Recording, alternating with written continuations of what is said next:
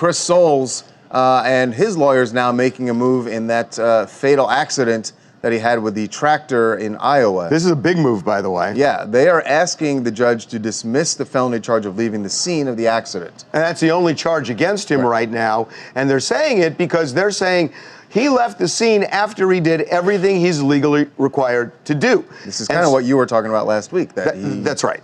And it really goes back to the 911 call where, you know, why don't we play it? Because, well, I want to just play this for you quickly. You may have heard it before, but then we're going to break down what in this 911 call is the basis for this dismissal. I rear-ended a guy on a tractor. What's your name? My name's Chris Soules. Is he breathing, sir? I can't tell. It doesn't appear to be. There's blood. Blood coming out of his mouth, sir? Yes. I feel like I feel a pulse. Yeah, he's got a pulse. So here's what Chris Soules is saying. He said, far from leaving the scene, he called 911.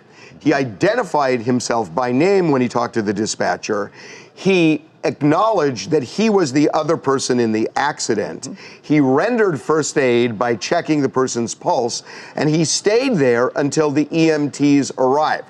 Those 5 things, he says, show that he was not leaving the scene of an accident illegally. The 6th thing is what's up for contention.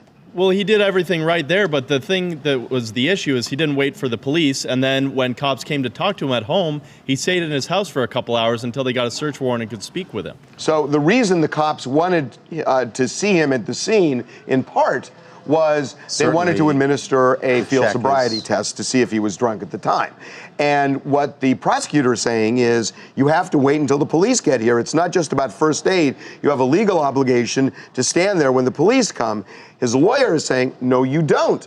So Legally, you don't. So now we'll find out exactly what it is, why you have to stay at an accident, right?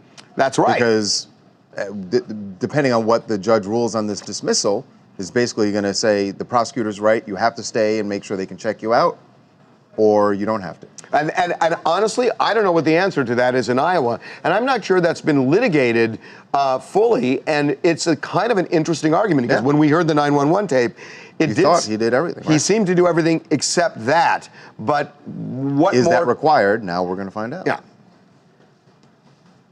Jack's from Columbia, Missouri. I just find it a little weird that he, you know, I get into a fender bender. I'm on the scene waiting for the cops.